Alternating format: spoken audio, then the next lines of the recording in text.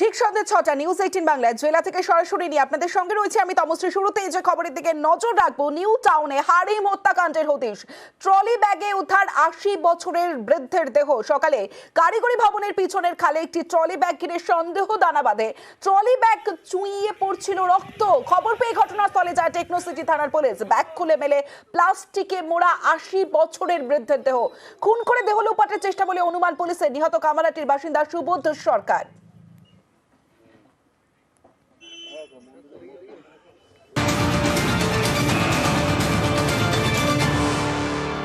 New টাউনে trolley ব্যাগে উদ্ধার ৮০ বছরের বৃদ্ধের দেহ। কামারহাটি খুনে পটাশপুর যোগ। ঘটনায় আটক করা হয়েছে ৪ জনকে।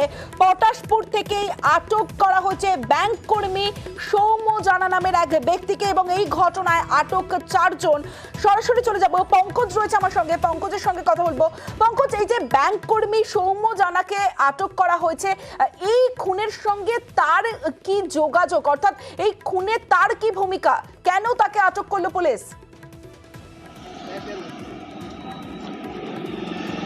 দেখো, সূত্রে খবর যেখানে পাওয়া যাচ্ছে যে এই যে সৌম্যকান্তি জানা, যেখানে এগরা বাসিন্দা, এগরা ১ নম্বর ওয়ার্ডের বাসিন্দা ওই সৌম্যকান্তি জানা, যেখানে সে যেটা স্বীকার করেছে, যেখানে যে ওই তার বেলঘড়িয়াতে তার বাড়িতে এই পৌর কিন্তু এসে তার মৃত অবস্থায় দেখতে পায়। সেই কারণে কিন্তু সে যেটা স্বীকার করেছে পুলিশের কাছে যে এই মৃত ব্যক্তি যখন দেখতে পায় তখনই সেই দেহকে লোপাট করার জন্য একটি ট্রলি ব্যাগে করে নিয়ে এসে যেখানে নিউ টাউন থানার কাছেই যেখানে ফেলে দিয়েছে সেই মৃত দেহ। সেখানে সেক্ষেত্রে যেটা স্বীকার করেছে এবং সেটা নাকা চেকিং করার পরে আজকে যেটা পটাশপুর থানা যেটা ধরেছে, পটাশপুর থানার পুলিশ যেটা বলছে যে ওই গাড়ি যখন হয়েছিল তখন পটাশপুর বালিচক রাস্তা সড়ক রয়েছে, যেখানে সীমান্তবর্তী এলাকা লোকসভা নির্বাচনকে কেন্দ্র করে যে নাকা চেকিং শুরু হয়েছে, সেক্ষেত্রে সীমান্তবর্তী এলাকা যে পশ্চিম মেদিনীপুর পূর্ব মেদিনীপুরের বর্ডার যেখানে দেঘাটি রয়েছে, দেঘাটি ব্রিজের কাছে এই নাকা চেকিংয়ের গাড়িটি ধরা পড়ে। সেক্ষেত্রে গাড়ির ডিগি থেকে কিন্তু রক্ত পাওয়া যায়, যেখানে রক্ত চুয়ে চুয়ে পড়েছিল। সেখান থেকে কিন্তু সে অনেকক্ষণ পরে তদন্ত করার পরে স্বীকার করেছে যেখানে যে ওই খুনের সঙ্গে ওই ব্যক্তি যে সৌম্যকান্তি জানা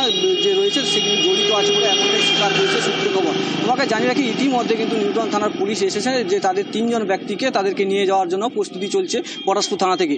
সব মিলিয়ে কিন্তু যে এগরার যে বাসিন্দা যে সৌম্যকান্তি জানা, যেখানে কিন্তু ব্যাংক কর্মী হিসাবে পরিচিত বলে জানা যাচ্ছে, যে ব্যাংক কর্মী হিসাবে পরিচিত, সেই এই খুনের ঘটনায় কিন্তু জড়িত আছে। পুরো ঘটনা কিন্তু সে স্বীকারও করেছে পুলিশ প্রশাসনের কাছে। এক্ষেত্রে পঙ্কজ বোঝা যাচ্ছে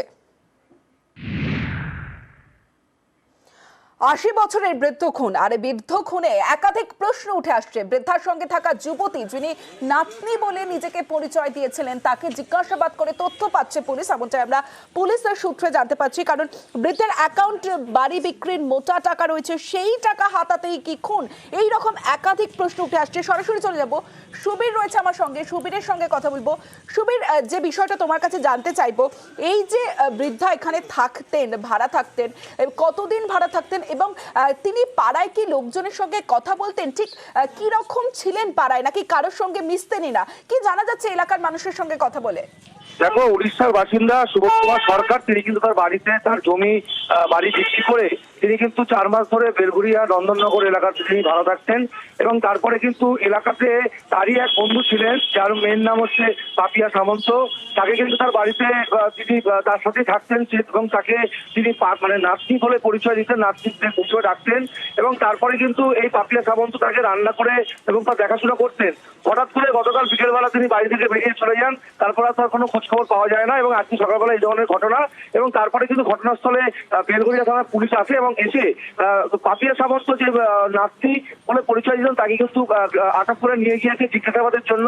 এবং তোমাকে জানিয়ে রাখি, এই যে বাড়ি বিক্রির যে টাকা, সেই টাকার জন্যই কিন্তু খুন করা হয়েছে তাকে, এমনটা কিন্তু জানা যাচ্ছে পুলিশ সূত্র মারফত। বেশ সুবীর।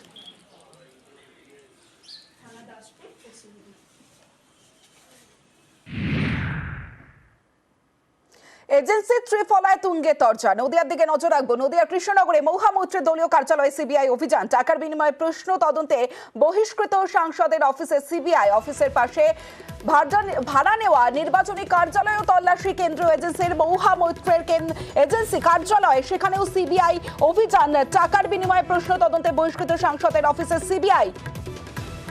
সরাসরি চলে যাবো, রঞ্জিত রয়েছে আমার সঙ্গে। রঞ্জিত, এই মুহূর্তে ঠিক কি আপডেট পাচ্ছ, এখনো পর্যন্ত কি কি তথ্য উঠে আসছে?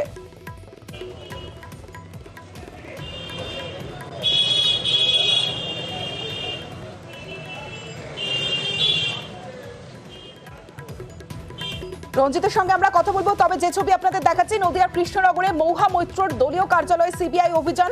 টাকার বিনিময়ে প্রশ্ন তদন্তে বহিষ্কৃত সাংসদের অফিসে সিবিআই আধিকারিকরা তারা পৌঁছে যান। কেন্দ্রীয় বাহিনীর জওয়ানদের সঙ্গে নিয়ে তার কার্যালয়ে তল্লাশি অভিযান চালান সিবিআই আধিকারিকরা। সরাসরি চলে যাবো, রঞ্জিত রয়েছে আমার সঙ্গে। রঞ্জিত, এই তল্লাশি অভিযান কি এখনো চলছে? কি কি তথ্য এই মুহূর্তে উঠে আসছে সিবিআই সূত্রে, কি জানতে পারছো?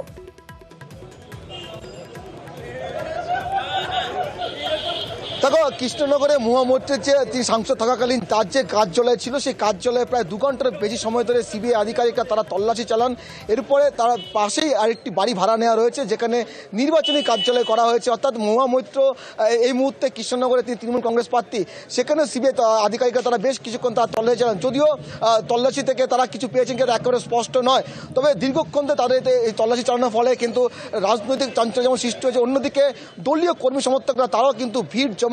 কারণ এই মুহূর্তে মহুয়া মৈত্র তিনি তৃণমূল কংগ্রেসের কৃষ্ণনগর কেন্দ্রের প্রার্থী, ফলে স্বাভাবিকভাবেই একটা প্রশ্ন কিন্তু উঠছে যে ভোটের মুখে একেবারে যেখানে নির্বাচনের দিনক্ষণ ঘোষণা হয়ে গেছে এবং নমিনেশনের সময় চলে এসছে, তারপরে তার বাড়িতে সিবিআই না, পাশাপাশি কলকাতাতে একইভাবে তার বাবার বাড়িতে সেখানে সিবিআই আনা, সব মিলিয়ে কিন্তু কৃষ্ণনগরে তার বাড়িতে তার কার্যালয়ে সিবিআই আনা নিয়ে কিন্তু রাজনৈতিক চর্চা শুরু হয়েছে। ইতিমধ্যে সিবিআই আধিকারিক দল তারা কিন্তু চলে যান এখান থেকে। প্রায় 3 ঘন্টার বেশি সময় ধরে তারা তল্লাশি চালান। তার যে সাংসদ কার্যালয়, পাশাপাশি তার যে নির্বাচনী কার্যালয় করা আছে, 2 জায়গাতে কিন্তু সিবিআই আধিকারিকরা তল্লাশি চালান। বেশ রঞ্জিত, কৃষ্ণনগরে মহুয়া মৈত্রর কার্যালয়ে সিবিআই তল্লাশি অভিযান, এবং সেখান থেকে যদি অন্যদিকে আলিপুরের দিকেও যদি নজর রাখি, আইটি ইডির পর এবার সিবিআই শহরের আবারও অ্যাকশনে কেন্দ্র এজেন্সি। সকাল থেকে যে ছবি আপনারা দেখছেন, আলিপুরের জাজেস কোর্ট রোডে অভিযান। সংসদে টাকার বদলে প্রশ্ন মামলায় মহুয়া মৈত্রর বাবার বাড়িতেও তল্লাশি অভিযান চালান ইডি সিবিআই আধিকারিকরা। রত্নাবলী অ্যাপার্টমেন্টে ব্যবসায়ী ডিএল মৈত্রের ফ্ল্যাটে সিবিআই হানা। 7 ঘন্টা ধরে চলে তল্লাশি।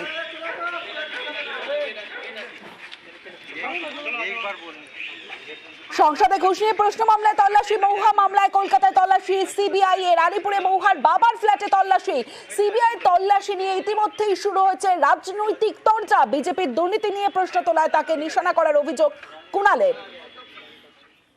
সিবিআই এবং ইডিকে সম্পূর্ণ রাজনৈতিক উদ্দেশ্য প্রণোদিতভাবে ব্যবহার করা হচ্ছে অবিজেপি বা বিজেপি বিরোধী শক্তিকে দমন পীড়নের জন্য। প্রধানমন্ত্রী এবং বিজেপি সংক্রান্ত দুর্নীতি নিয়ে প্রশ্ন তুলেছিলেন মহুয়া মৈত্র, সেই কারণে মহুয়াকে টার্গেট করা হয়েছিল। বিজেপি মরিয়া হয়ে গেছিল সংসদ থেকে মহুয়া মৈত্রকে বার করতে হবে, এবং সেই ষড়যন্ত্রের যে চিত্রনাট্য সেটাই চলছে, সেটা এবার সিবিআই কে লেলিয়ে দেওয়া হয়েছে। মহুয়া মৈত্র আমাদের প্রার্থী, তিনি লড়বেন, জিতবেন। এই চক্রান্তের মুখের উপর জবাব কৃষ্ণনগরের মানুষ এবং বাংলার মানুষ দিয়ে দেবেন। এগুলো প্রতিহিংসা চরিতার্থ করার জন্য করছে বলে আমার মনে হয়, কারণ সাংসদের ব্যাপারটা একদম সম্পূর্ণ ভিন্ন একটা বিষয়। এটার সঙ্গে দুর্নীতি থেকেও বেশি সম্পর্ক বিজেপির প্রতিহিংসা চরিতার্থ করা, যাকে আমরা ভেন্ডেটা পলিটিক্স বলি। মহুয়া মৈত্রের বিরুদ্ধে সেই প্রতিহিংসার রাজনীতি চরিতার্থ করবার জন্য এই সিবিআইয়ের হামলা।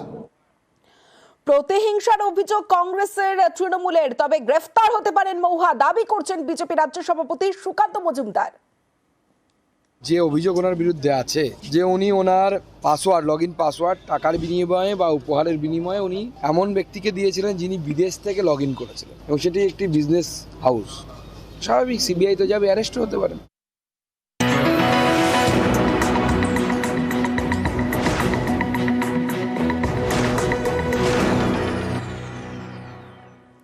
বুধবার থেকে আজ ভোররাত পর্যন্ত স্বরূপ বিশ্বাসের বাড়িতে তল্লাশির পর এবার নোটিশ। স্বরূপ বিশ্বাসকে তলব করলো আয়কর দফতর। এপ্রিলের প্রথম সপ্তাহে মন্ত্রী অরূপ বিশ্বাসের ভাইকে হাজিরার নোটিশ। রাজনৈতিক উদ্দেশ্য প্রণীত আইডেন্টিফিকেশন, মানে ওদের কি ইনভেস্টিগেশনে কি রিপোর্ট সেটা আপনারা নিশ্চয়ই জানবেন। কিন্তু আমার বাড়ি থেকে কোনো ক্যাশ সিজ হয়নি, কোনো অর্নামেন্ট সিজ হয়নি, কোনো পেপারস সিজ হয়নি। তো তারপরে কেন হলো সেটা ওনারাই বলতে পারেন। আর্থিক বিষয় জানতে চাইনি, যা যা আনসার চেয়েছেন প্রত্যেকটা আনসার আমরা দিয়েছি। কেবলমাত্র উপার্জনের উৎস, শুধুমাত্র উপার্জনের উৎস, এবং তার সমস্ত সোর্স আমরা দেখিয়েছি, সমস্ত ডকুমেন্টেশন দেখিয়েছি। ওনারা দেখে বললেন থ্যাংক ইউ, আমাদের আর কিছু নেই। বিভিন্ন কারণে দেশে বিভিন্ন জায়গায় বিরোধীদের বাড়িতে রেড চলছে। দুজন মুখ্যমন্ত্রী অলরেডি গ্রেপ্তার হয়েছেন। আমরা বিরোধী রাজনৈতিক দল করি, তার জন্যই আমাদের বাড়িতে এরকম ইডি, সিবিআই, আইটি এগুলো রেড হবে, খুব স্বাভাবিক। আমরা তৃণমূল কংগ্রেস করি, তাই আমাদের বাড়িতে আজকে রেড হচ্ছে। যদি বিজেপি কোনো নেতা মন্ত্রীর বাড়িতে রেড হয়েছে আপনারা দেখাতে পারবেন? আমার তো একটাই ব্যাংক অ্যাকাউন্ট এবং সেটার ডিটেলস দিয়ে দিয়েছি, এবং সেটা পলিটিক্সে আসার অনেক আগে থেকে আমার স্যালারি অ্যাকাউন্ট সেটা রয়েছে। জলের মতো হিসেব পরিষ্কার ছিল। একদিনের মধ্যে ওনাদের সমস্ত যা যা কোয়ারিজ ছিল আমরা কমপ্লিট করে দিয়েছিলাম। তারপরেও ওনাদের উপরে চাপ ছিল, সেই চাপের জন্য ওনারা ওয়াইন্ড আপ করতে পারছিলেন না, সেটা ওনারাও স্বীকার করছিলেন বারবার। নিয়োগ দুর্নীতি মামলায় গতকাল মন্ত্রী চন্দ্রনাথ সিনহার বাড়িতে সকাল 9টা থেকে তল্লাশি অভিযান চালায় এনফোর্সমেন্ট ডিরেক্টরেট এবং 14 ঘন্টা তল্লাশি অভিযানে উদ্ধার 41 লক্ষ টাকা। 14 ঘন্টা ইডি তল্লাশি এবং এনফোর্সমেন্ট ডিরেক্টরেটের দাবি রাজ্যের ক্ষুদ্র ও কুটির শিল্প মন্ত্রীর বাড়ি থেকে 41 লক্ষ টাকা উদ্ধার হয়েছে। বোলপুরের বাড়ি থেকে বাজেয়াপ্ত নথি ও মোবাইলও।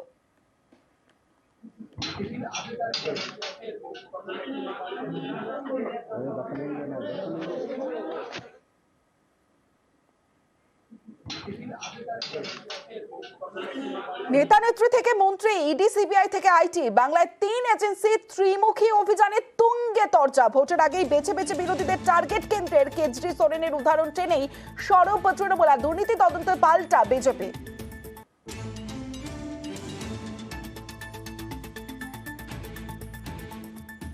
এই যে CBI, ED, income tax, NIA এই ধরনের এজেন্সিগুলোকে যে এইভাবে ব্যবহার করা হচ্ছে, দিল্লির মুখ্যমন্ত্রীকে যেভাবে ইডি দিয়ে অ্যারেস্ট করে নেওয়া হলো, যেভাবে পশ্চিমবঙ্গে এজেন্সির মিসইউজ করে এজেন্সির তৎপরতা বাড়ানো হচ্ছে, বিজেপি মরিয়া হয়ে গেছে তাদের হার বাঁচাতে।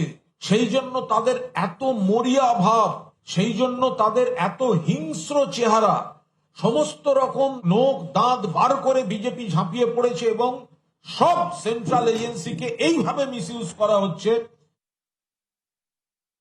যারা চোর, যারা দুর্নীতি করবে তাদেরকে ধরুক, তো কোর্টের নির্দেশে হচ্ছে সব। কোর্টের আদেশে, কোর্টের তত্ত্বাবধানে যে তদন্ত, সেই তদন্ত সম্পূর্ণ হোক, আমরা এটাই চাই। এ বাংলায় দুর্নীতির ছড়াছড়ি, তাই স্বাভাবিকভাবেই তৃণমূল দলের যারা উচ্চস্থানীয় নেতা নেত্রী আছে তাদের সেই পদের ব্যবহার করে তারা বাংলাকে লুট করেছে, এটা সারা বাংলার মানুষ জানে। তাই তাদের বিরুদ্ধে শাস্তিমূলক এবং কড়া ব্যবস্থা উচিত, কারণ এই দুর্নীতি করা মানে বাংলার সাধারণ মানুষকে ঠকানো। প্রত্যেক জায়গার আলাদা আলাদা বিষয় আছে। আইটি আলাদা কাজ করে, ইডি আলাদা কাজ করে, সিবিআই আলাদা কাজ করে। আমাদের যে এথিক্স কমিটি, সেই এথিক্স কমিটি সিবিআই তদন্তের নির্দেশ দিয়েছিল মহুয়ার ক্ষেত্রে। আইটির কাজ করছে, আর ইডি তো বহুদিন ধরেই ইডির রেট চলছে শিক্ষা দুর্নীতি নিয়ে, আর হচ্ছে পিডিএস দুর্নীতি নিয়ে। তৃণমূল কংগ্রেসের আমলে গোটা রাজ্য চোরে ভর্তি, যেখানে ডিল মারবেন সেখানে চোর পাবেন। চোরেদের বাড়িতে ইডি, সিবিআই যাবে, এটাই তো স্বাভাবিক।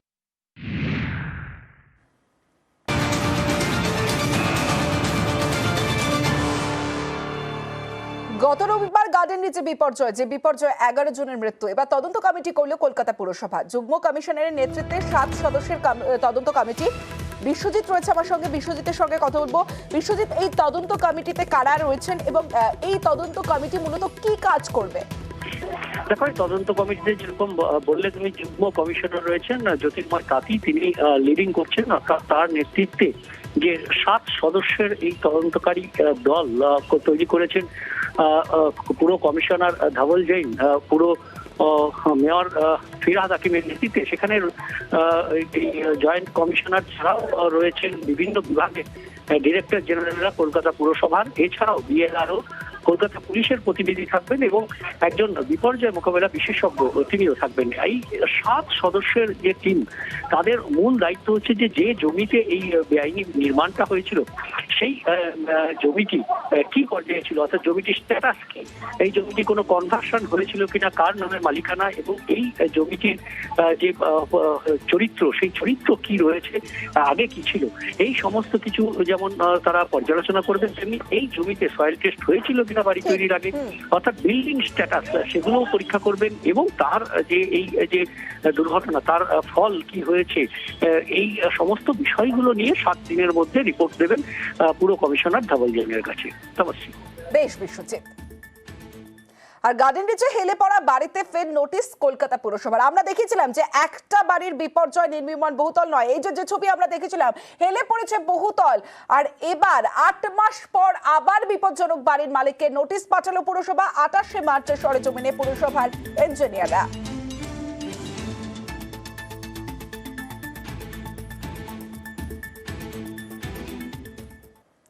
জেলায় জেলায় এবার ছবিটা দেখাবো। গার্ডেন রিচের ঘটনা, যে ঘটনায় 11 জনের মৃত্যু, তারপরও হুঁশকি ফিরছে না জেলার অন্য পুরসভাগুলির।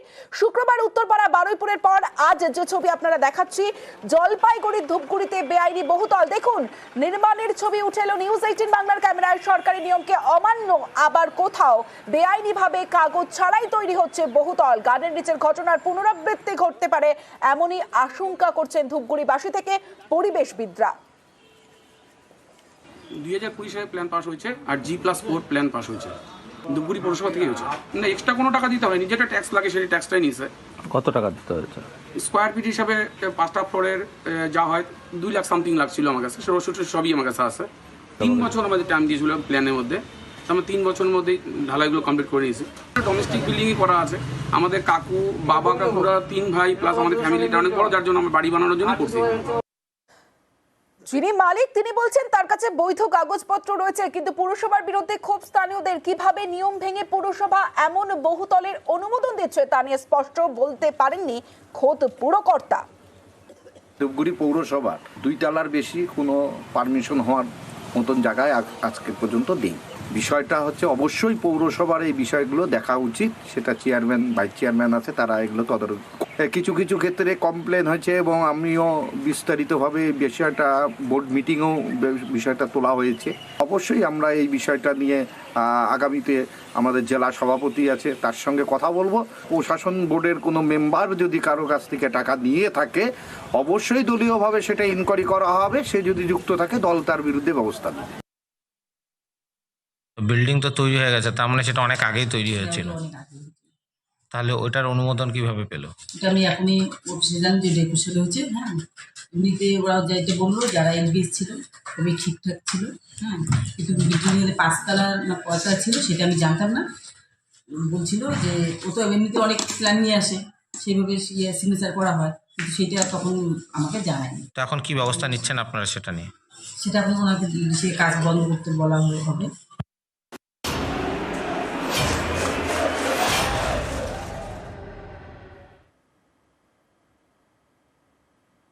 জেলা থেকে সরাসরিতে এবার পায়ে পায়ে প্রচার দেখাবো।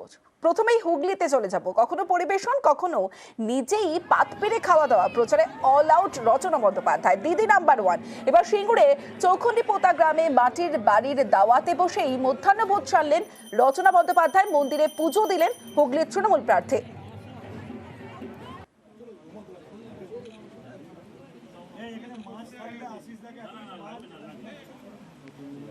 আজকে আরো একবার আপনাদের সকলের সামনে এখানে আসি, দারুণ লাগছে। এত মানুষ, আপনারা এত কষ্ট করে রাস্তায় দাঁড়িয়ে আছেন, এই জন্য আমার খুব কষ্ট হচ্ছে, কারণ প্রচন্ড গরম। কিন্তু তারপরে এটাই ভালো লাগে যে আপনাদের ভালোবাসা, আপনাদের এত এত উচ্ছ্বাস, এত আশীর্বাদ আছে আমার সাথে।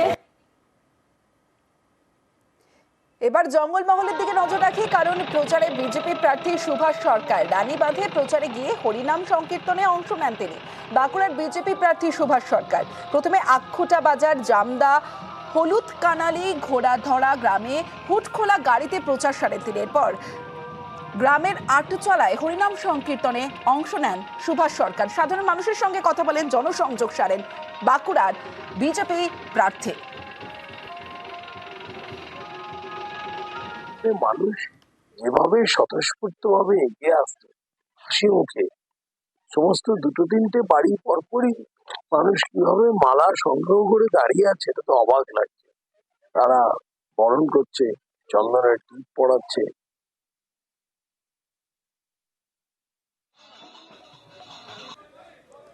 এবার যে ছবি দেখছেন বাঁকুড়ারই ছবি, পিছিয়ে নেই বামফ্রন্ট। জঙ্গলমহলে প্রচারে গিয়ে মানুষের বিভিন্ন না পূরণ হওয়া চাহিদা নিয়ে সরব হলেন সিপিআইএম প্রার্থী। বাঁকুড়ার জঙ্গলমহলে সারিঙ্গা এলাকায় প্রচারে সিপিআইএম প্রার্থী নীলাঞ্জন দাশগুপ্ত।